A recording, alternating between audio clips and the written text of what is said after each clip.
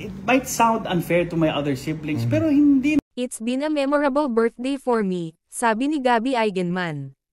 Every birthday, hindi siya eksaktong 12 AM, pero mga alas 11:50 o alas 12 GS binabati ako ni Tita Jane, Jacqueline Jose. It was a memorable birthday for me, most definitely, kumpisal ng aktor nang makausap namin sa wake ng iconic actress na namatay noong March 2, 2024. March 2, 1978 ang birthdate ni Gabby. Nakauwi pa ako sa bahay. Kasi when we found the news, Sunday pa sa bahay lang naman kami, nag-celebrate. Simple lang naman akong mag-celebrate Kumain lang kami sa bahay. Okay na binabati ako, yun na ang nagpapataba ng puso ko. It's what keeps me going in life, yung naalala ka nila kahit alam naman natin na sa Viber may reminder na. Pero yung mga close mo na tao, yun ang inaabangan mo lagi.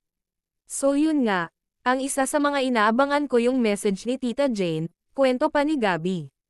Na hindi niya natanggap this year na inisip niya lang na baka busy ang mommy ni Andy Eigenman. Magkapatid sa ama sina Gabby at Andy, si Mark Hill. My mom was supposed to be here, nahihiya siyang pumuntang mag-isa, sabi ko punta ka na lang, ano naman sila, they remain friends. Lahat ng mga minahal ng daddy ko, kahit na nung dad passed away, dun sa wake niya, everyone was there. All the girls my dad loved before, okay sila. Kahit naman kaming mga anak, kahit half-siblings, regardless kung sino ang mga nanay namin, we treated ourselves na, basta isa ang tatay namin, kumpisal niya. Kabilang sa mga babaeng nagkarelasyon ni Mark Hill sina Maricar Jacinto Eigenman, Irene Celebre, Bing Pimentel and Jacqueline Jose. Hindi na namin kailangang isipin o pagtuunan ng pansin na iba ang nanay namin. When Andy was growing up, kasi di ba nung naghiwalay na sila ni Daddy laging nag-away-bati. Open book naman yan, ako yung tumatakas kay Andy. Ako yung humihiram kay Andy kay Tita Jane.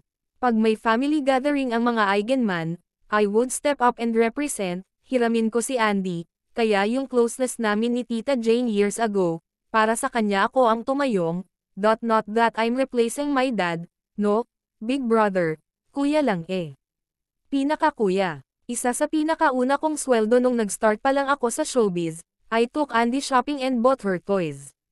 It might be unfair to my other siblings, but hindi naman.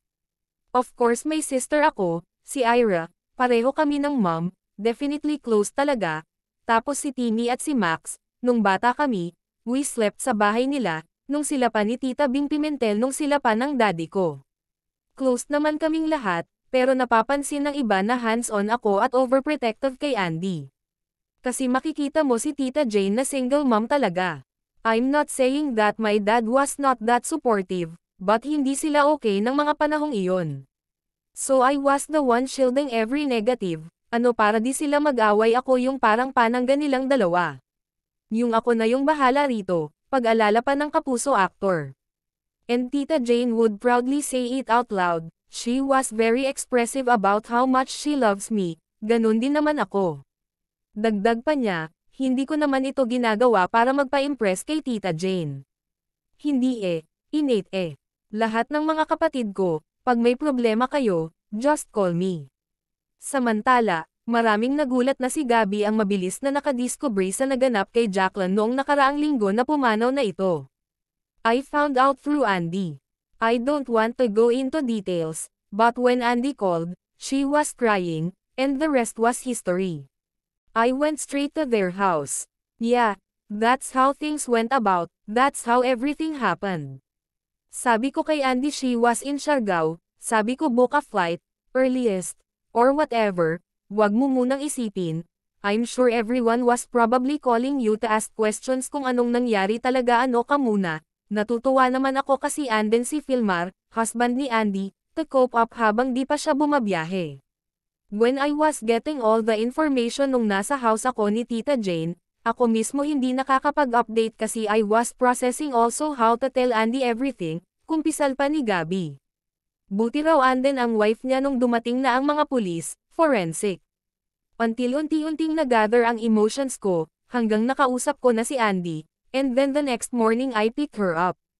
Hanggang kagabi ay wala pang may alam kung makakaabot ang isa pang anak ni Miss Jacqueline na nag-aaral sa Amerika dahil nag-a-apply pala ito ng residency, si Gwen. Pero may nakahanda silang plano in case na hindi raw ito makarating hanggang Sabado. Last Thursday night ay PPL night, management ni Miss Jacqueline ang nag-sponsor ng tribute para sa actress sa pangunguna ni Perry Lansaigan.